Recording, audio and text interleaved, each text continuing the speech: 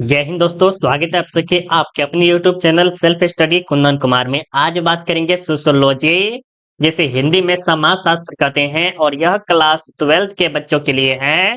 जिसमें आज आपको चैप्टर 1 पढ़ाने वाले हैं, जिसका नाम है भारतीय समाज एक परिचय। और भारतीय समाज से जितने भी आपके बोर्ड एग्जाम में आने वाले VBI ऑब्जेक्टिव क्वेश्चन बनते हैं, जिसे आप MCQ क्वेश्चन कहते हैं, वो सारा का सारा आपको इस वीडियो में अच्छे तरह से समझाते हुए चलेंगे। और जो भी प्रश्न का डिटेल में समझाने वाला होगा, उसको अच्छे तरह से निचोड़ के साथ आपको समझाएंगे, ताकि आपको वीडियो में ही अच्छा से समझ में आ जाए। तो अगर आप अच्छा से समझना चाहते हैं तो सिर्फ और सिर्फ आपको ये करना है कि वीडियो को आपको शुरू से लेके अंत तक देखना है, और वीडियो को थोड़ा सा भी स्किप नहीं करना है। तो चलिए हम यहाँ से क्लास को स्टार्ट करते हैं। उससे पहले अभी तक आपने चैप्टर 1 का नोट्स वाला वीडियो नहीं देखे हैं, तो पहले नोट्स वाला वीडियो जरूर देख लीजिए, जिसका लिंक हम वीडियो के डिस्क्रिप्शन में डाल दिए हैं। वहां पर क्लिक करके आप पूरा अच्छे तरह से देख सकते हैं। अब चलिए हम यहाँ से ऑब्जेक्टिव स्टार्ट करते हैं। उससे पहले प्यारे, अभी तक अगर आप टेस्ट देना चाहते हैं और अभी तक आपने टेस्ट नहीं दिया है, तो आप क्या कीजिए, गूगल पे जाइए और वहां पे सर्च कीजिए सेल्फ स्टडी कुंदन कुमार। वहां पे आपको ऑनलाइन टेस्ट का ऑप्शन दिखाई देगा, और वहां पर अनेक प्रकार के टेस्ट होगा, जैसे history, geography, political science, sociology, psychology, जो भी सब्जेक्ट आपका होगा, वो सारा सब्जेक्ट का आपको टेस्ट यहाँ पर अवेलेबल होगा। और उस टेस्ट पे क्लिक करके आप सारा का सारा टेस्ट फ्री में दे सकते हैं। अगर आप पेड ग्रुप ज्वाइन करना चाहते हैं, तो इस नंबर पे या इस नंबर पे कॉल करके ज्वाइन कर सकते हैं, जिसका फीस आपको बहुत ही कम है, न के बराबर कह सकते हैं, उतना फीस है। ठीक है, अब चलिए हम यहाँ से क्लास स्टार्ट करते हैं। उससे पहले थोड़ा सा हम कलर चेंज कर लेते हैं, कलर ब्लू कर लेते हैं, राइट। लेकिन एक काम आपको जरूर करना है प्यारे, अभी तक आपने इस वीडियो को शेयर नहीं किया है, तो प्लीज एक बार अपने दोस्तों को शेयर कर दीजिए, क्योंकि सोशियोलॉजी के जो बच्चे हैं वो बहुत ही कम है। और आपका कर्तव्य है कि पहले लाइक करना, और लाइक कर देते हैं तो मुझे बहुत ही खुशी होगी। तो प्लीज आप एक बार लाइक जरूर कर दीजिएगा। क्लास बहुत इंटरेस्टिंग होगा, बहुत गजब होगा, इतना तो हम जरूर कहेंगे। चलिए एक नंबर में देखते हैं, और यहाँ पर क्या कह रहा है कि मनुस्मृति के रचनाकार कौन है। और जिस भी प्रश्न का उत्तर पता हो, आप कमेंट बॉक्स में करते हुए चलिएगा, ठीक है। तो ये जो मनुस्मृति है, इसके रचनाकार मनु है। कौन है मेरे प्यारे बच्चों? मनु है। और कभी कभी पूछा गया है बोर्ड एग्जाम में कि मनुस्मृति में कितने प्रकार के विवाह का वर्णन किया गया है, तो टोटल 8 प्रकार के क्या किया गया है, विवाह का वर्णन किया गया है, ये भी याद रखिएगा। और ये जो चाणक्य हैं, ये क्या लिखे हैं, तो अर्थशास्त्र लिखे हैं। क्या लिखे हैं मेरे प्यारे बच्चों? अर्थशास्त्र जो लिखे हैं, किसके द्वारा है? चाणक्य के द्वारा है। और वेद व्यास जो है, आपको पता है किसके द्वारा लिखा गया है, तो वेद व्यास का कमेंट आपको करके बताना है, ठीक है।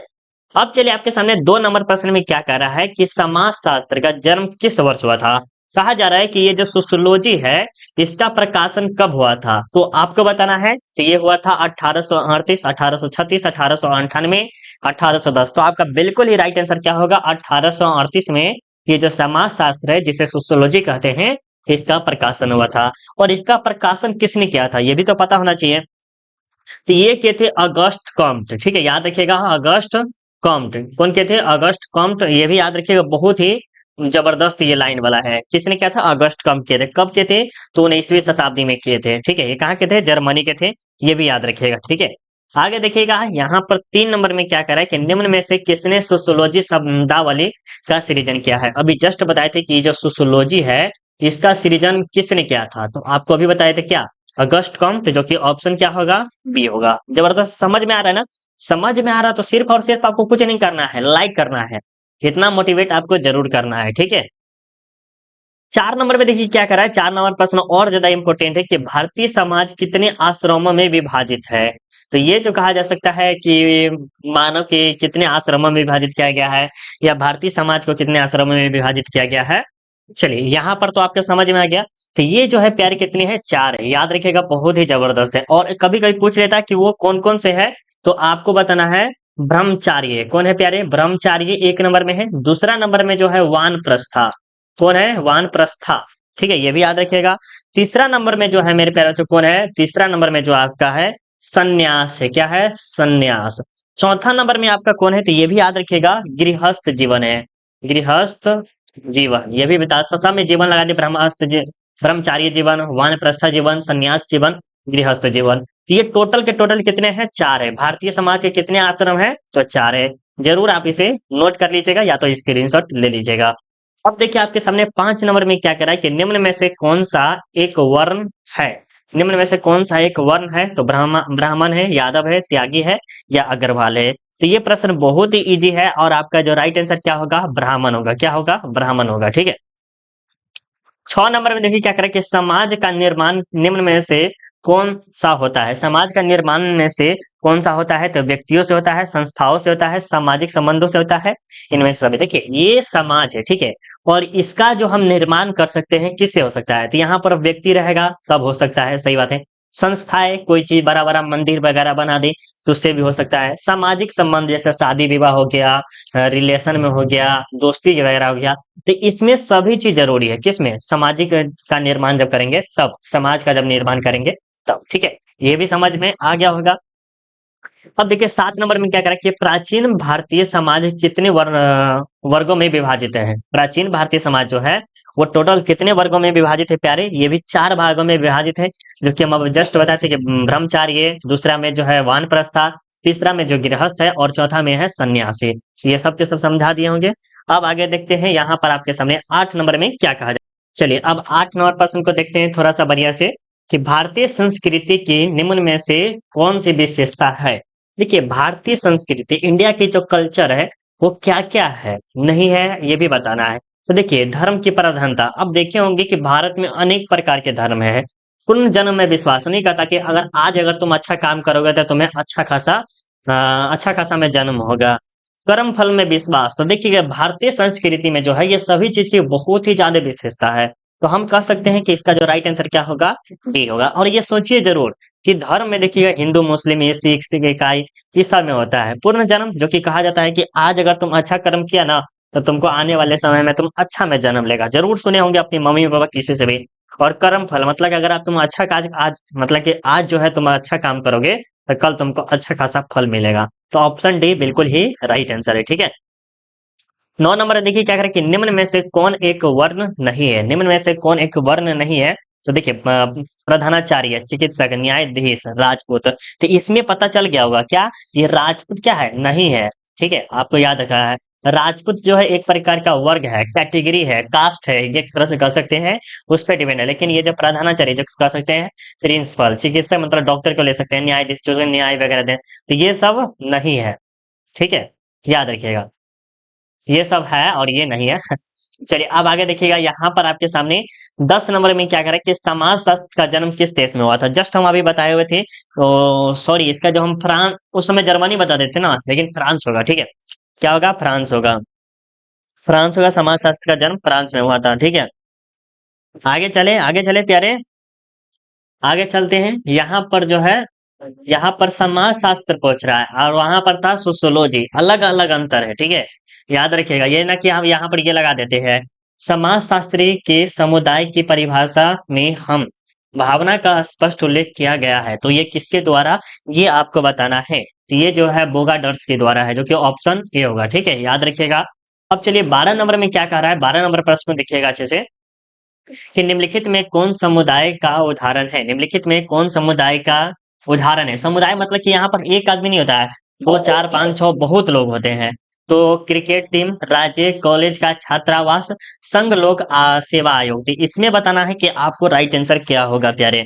तो बिल्कुल आपका जो क्या होगा, राज्य होगा। राज्य में क्या आता है? आपको क्रिकेट टीम भी आ जाता है, कॉलेज छात्रावास भी आ जाता है, संघ लोक सेवा आयोग, ये सब आ जाते हैं। तो आपका जो बिल्कुल ही राइट आंसर क्या होगा प्यारे? डी होगा। ठीक है। अब ये भारत छोड़ो आंदोलन कब से हुआ था? पता है आपको? महात्मा गांधी के द्वारा दिया गया था। किसके द्वारा? महात्मा गांधी के द्वारा। ठीक है, ये किसके विरुद्ध? अंग्रेज के विरुद्ध। तो ये दिया गया था 8 अगस्त 1942 को, जो कि ऑप्शन सी आपका बिल्कुल ही राइट आंसर हुआ। ठीक है। पूर्व जन्म की अवधारणा किस धर्म से संबंधित है? पूर्व जन्म मतलब कहा जा रहा है कि पूर्व जन्म में विश्वास कर सकते हैं, तो वो है हिंदू धर्म, इस्लाम धर्म, ईसाई धर्म, या इनमें से सभी धर्म में है। देखिए पूर्व जन्म जो होता है वो ज्यादातर इस्लाम धर्म में होता है, जो कि ऑप्शन क्या होता है? बी राइट आंसर होगा। ठीक है। किन्हें समाज शास्त्र का जनक कहा जाता है? तो जैसे है, ये क्या है? समाज शास्त्र का जनक मतलब पिता किसे कहा जाता है? समाज शास्त्र का पिता किसे कहा जाता है मेरे प्यारे? तो ये जो है अगस्त कॉम्ट को कहा जाता है। तो यहाँ पर कॉम्ट समझिएगा। ठीक है, यहाँ पर कॉम्ट नहीं, ऐसे है नहीं समझिएगा, तो ऑप्शन ए होगा, लेकिन थोड़ा सा सुधार कर लीजिएगा। ठीक है, ये ऐसे होगा, ये आधा ट है, मत समझिएगा आती है। ठीक है। अब आगे देखिए 16 नंबर में क्या है, 16 नंबर में क्या है कि राष्ट्रीय समन्वय के मार्ग में कौन सा तत्व बाधक नहीं है?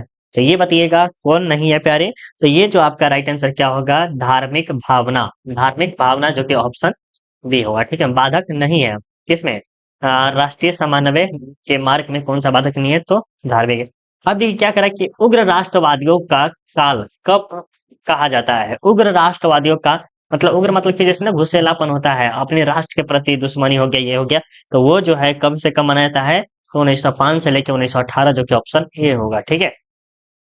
इनमें कौन समुदाय का उदाहरण है? इनमें कौन समुदाय का उदाहरण है? वेरी वेरी इंपॉर्टेंट, इसे कह सकते हैं। समुदाय का उदाहरण जो है विद्यालय है, गांव है, जाति है, इनमें से कोई नहीं। और देखिए ये सभी के सभी प्रश्न आपके बोर्ड एग्जाम में कभी ना कभी पूछा ही गया है, जरूर ये भी आप याद रखिएगा। क्या है, ये भी जरूर याद रखिएगा, ये सब प्रश्न कभी ना कभी जरूर पूछा गया है। तो इनमें से कौन समुदाय का उदाहरण है प्यारे? तो विद्यालय, गांव, जाति, या इनमें से कोई नहीं। तो इसके बारे में बताइए क्या होगा, चलिए बताइए तो क्या होगा 18 नंबर का राइट आंसर? बिल्कुल, ये जो होगा आपका राइट आंसर क्या होगा, जाति, ठीक है, जाति। कौन समुदाय से है? तो ये जाति के बारे में पूछा जा रहा है, ठीक है, राइट। चलिए आगे चलते हैं। अब देखिए 19 नंबर में क्या करें कि समुदाय में हमें भावना विकसित होती है, तो ये किसकी, राजनीतिक की या किसकी होती है? तो इसके बारे में बताइएगा। तो ये जो होता है प्यारे, आपके सामने जो 19 नंबर है, इसका जो राइट आंसर क्या होगा, राजनीतिक आधारों से होती है, जो कि ऑप्शन बी होगा, ठीक है। 20 नंबर में जो कहा जा रहा है कि गांव एक लघु गणराज्य है, किसने कहा? लघु मतलब जो होता है बहुत बड़ा कह सकते हैं, और एक होता है दीर्घ, सॉरी, लघु मतलब छोटा होता है, और एक होता है दीर्घ। दीर्घ मतलब आपने सुना होगा लघु एवं दीर्घ उत्तरीय प्रश्नोत्तर।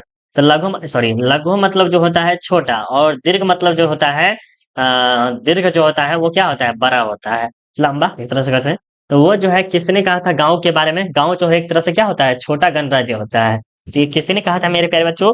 तो ये जो है आपके मेटकॉफ मेटकॉफ ने कहा था, जो कि ऑप्शन ए होगा, ठीक है।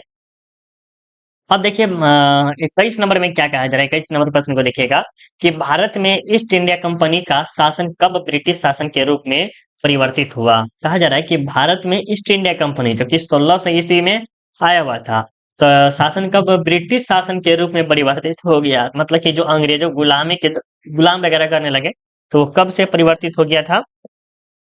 तो 21 नंबर का उत्तर दीजिएगा। तो ये जो है सन 1858, जो कि ऑप्शन बी होगा प्यारे। क्या होगा? सन 1858 में हुआ था, ठीक है। ईस्ट इंडिया कंपनी की स्थापना जो आपको पता ही है 1600 ईस्वी में हुआ था। ये भी वेरी वेरी इंपॉर्टेंट है, जरूर याद कर लीजिएगा, ठीक है। स्वतंत्रता आंदोलन के अंतर्गत दांडी यात्रा का संबंध भारत के किस प्रदेश से है? आपको पता होगा कि दांडी यात्रा क्या है। दांडी यात्रा ये महात्मा गांधी के द्वारा किया गया था, और इसका जो संबंध है वो कहाँ से है प्यारे? बिहार से है। कहाँ से है? बिहार से है, जो कि ऑप्शन बी होगा। और दांडी मार्च की जो शुरुआत की गई थी प्यारे, कब की गई थी?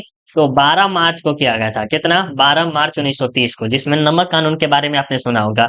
और 6 अप्रैल क्या है, 6 अप्रैल 1930 को इसको भंग भी कर दिया गया था, ठीक है। तो ये बिहार से संबंधित है, सीधा तौर पे याद रखिएगा। और इसके निर्माता कौन है? तो आपके प्रधान अथी है, महात्मा गांधी है। भारत में राष्ट्रीय जनसंख्या आयोग के अध्यक्ष कौन है? देखिए आयोग जब ये पूछा जाए, जैसे नीति आयोग, ठीक है, नीति आयोग, राष्ट्र आयोग, ठीक है, राष्ट्र आयोग, और एक और पूछ लिया है कि जनसंख्या आयोग, इन सबका जो अध्यक्ष होता है, अध्यक्ष जो होता है मेरे प्यारे बच्चों, कौन होता है?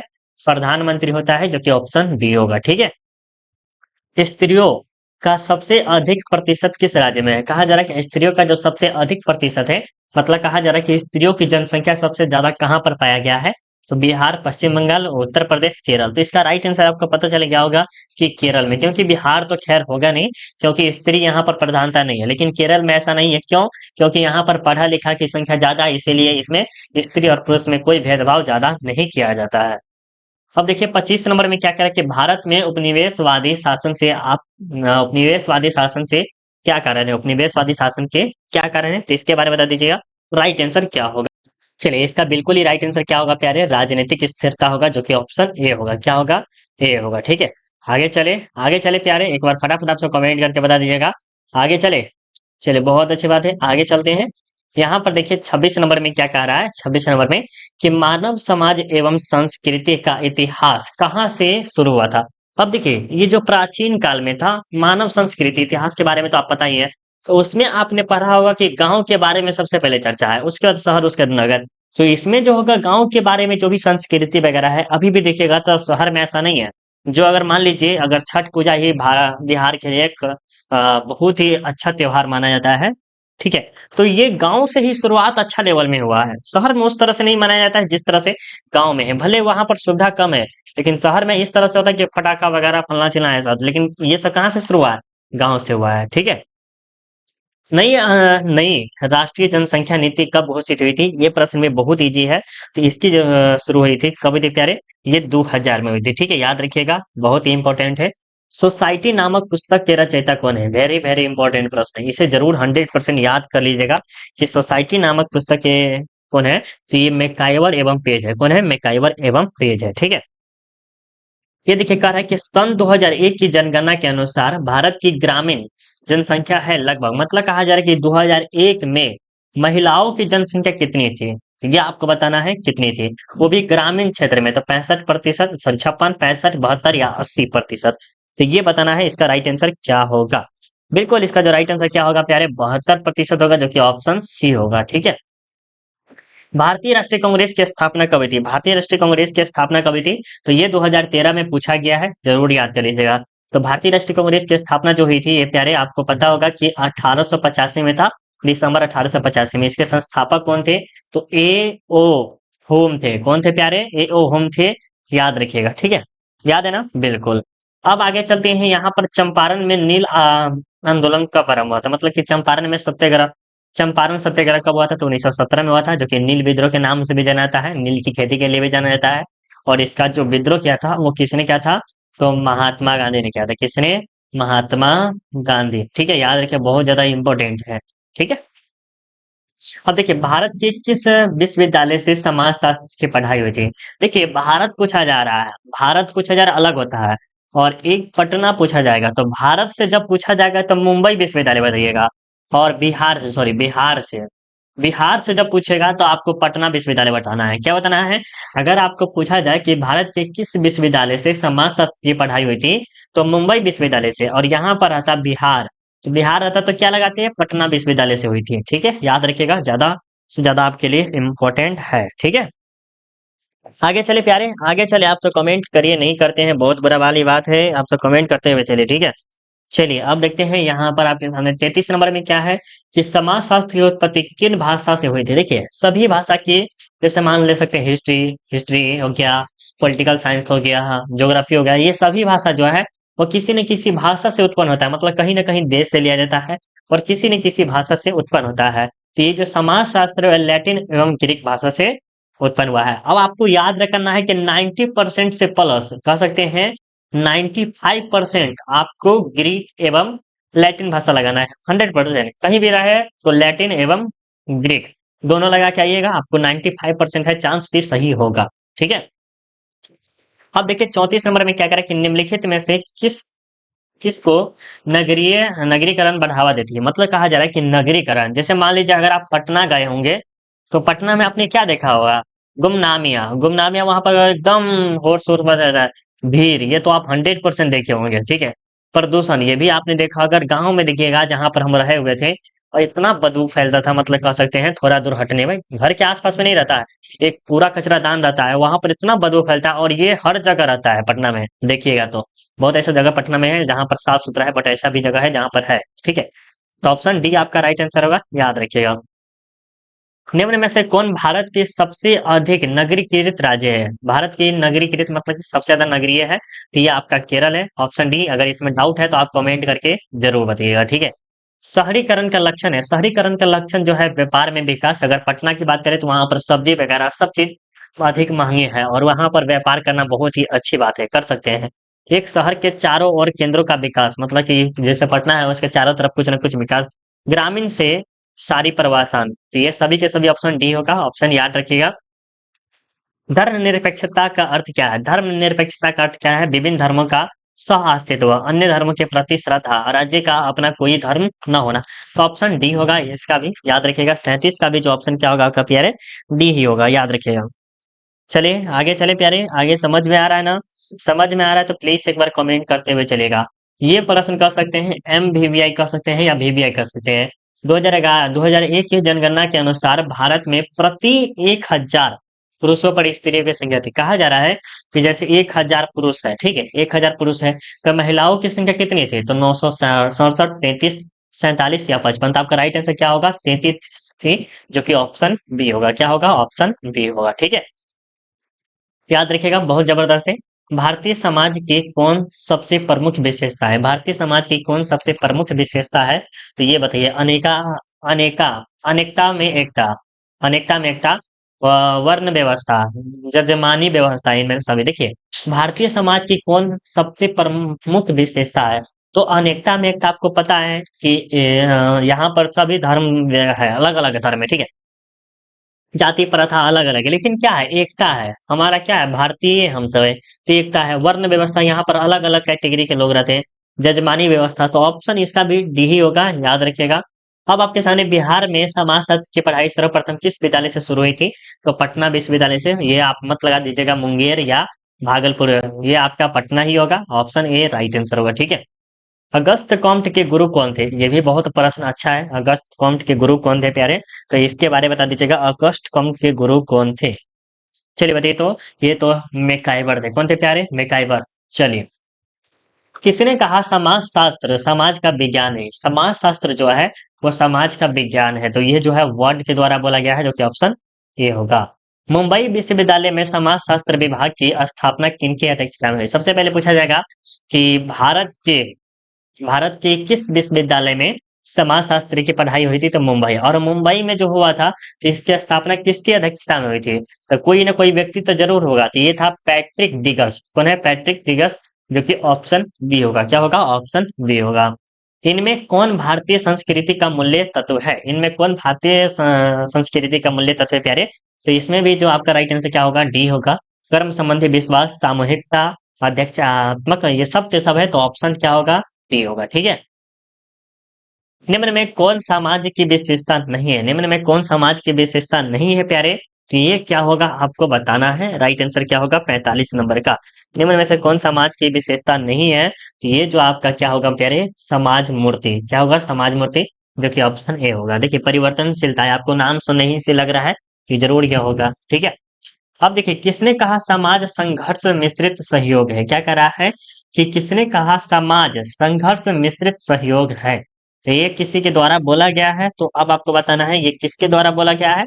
तो ये भी मैकाइवर के द्वारा बोला गया है, जरूर आप याद रखिएगा, ऑप्शन बी होगा, ठीक है।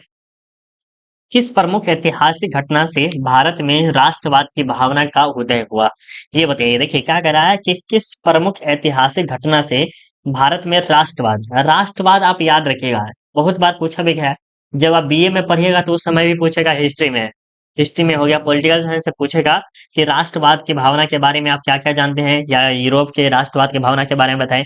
किसी न किसी देश के बारे में बोलते हैं। तो राष्ट्रवाद जो होता है अपने देश के प्रति कह सकते हैं भावना, इज्जत और मान मर्यादा, ये सभी के सभी होते हैं, उसे ही राष्ट्रवाद की भावना में शामिल किया जाता है। और ये जो हुआ था भारत छोड़ो आंदोलन से ही हुआ था, 1942 में। वानप्रस्थ आश्रम, आश्रम व्यवस्था का कौन सा स्तर है? तो ये जो है आपको बताए थे कि टोटल कितने हैं, तो 4 है। तो 4 में से ये कौन सा स्थान इसका है? तो ये आपको बताना है। तो ये जो है तृतीय स्थान है। कौन है प्यारे?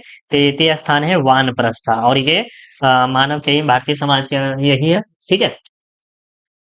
अब आगे चलेगा, बहुत कम प्रश्न बचा है। अरे यार, अब आगे हो जाए यार। चलिए थोड़ा सा ऐसे ही देख लेते हैं। 49 नंबर में देखिए क्या कह रहा है। 49 नंबर में क्या कह रहा है, देखिए प्रश्न को। 49 नंबर में क्या कह रहा है कि बंगाल में स्वदेशी आंदोलन किसने आरंभ किया? तो ये बताइएगा, स्वदेशी आंदोलन का निर्माण किसने किया था? तो आपको पता चल गया होगा कि ये जो किए थे महात्मा गांधी के थे, तो ऑप्शन क्या होगा? डी होगा, ठीक है। अब आपके सामने देखिए, किसने कहा प्रत्येक व्यक्ति यह जानता है कि नगर क्या है, किंतु किसी ने भी संतोषजनक परिभाषा नहीं दिया है। तो इसका उत्तर जो है आपको क्या करना है प्यारे? कमेंट बॉक्स में देना है। क्या करना है? कमेंट बॉक्स में आपको कमेंट करके बताना है, ठीक है। अगर आप पेड ग्रुप ज्वाइन करना चाहते हैं तो इस नंबर पे 7542031821 इस नंबर पे कॉल करके ज्वाइन कर सकते हैं। और हाल फिलहाल में हम आपको पीडीएफ, ये जो ऑब्जेक्टिव पढ़ रहे हैं, ये पीडीएफ कैसे मिलेगा? तो सिंपली आपको गूगल पे जाना है और आपको सर्च करना है सेल्फ स्टडी, ठीक है।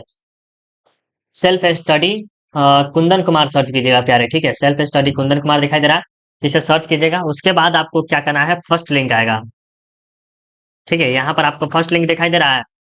अरे भाई क्या हो गया है इसमें। हाँ देखिए, ये फर्स्ट लिंक दिखाई दे रहा है ना। फर्स्ट लिंक पे आपको क्लिक करना है। फर्स्ट लिंक पे क्लिक करने के बाद आपको यहाँ पर आएगा सर्च करने का ऑप्शन आएगा। क्या आएगा, सर्च करने का ऑप्शन आएगा। और वहां पर स्पेलिंग थोड़ा सा ठीक से लिखिएगा प्यारे। क्या है, सोशोलॉजी, ठीक है। सोशोलॉजी लिखे और उसके बाद ओके कीजिएगा। उसके बाद जितना भी सोशोलॉजी का पीडीएफ होगा वो सारा का सारा मिल जाएगा। अभी हम कुछ देर में आपको यहाँ पर पीडीएफ डाल देंगे और आप जाके जरूर सर्च कीजिएगा, ठीक है। अब मिलते हैं अगले वीडियो में। अभी के लिए बाय बाय। कैसा लगा वीडियो जरूर कमेंट करके बताइएगा। अभी के लिए बाय बाय। जय हिंद, जय भारत।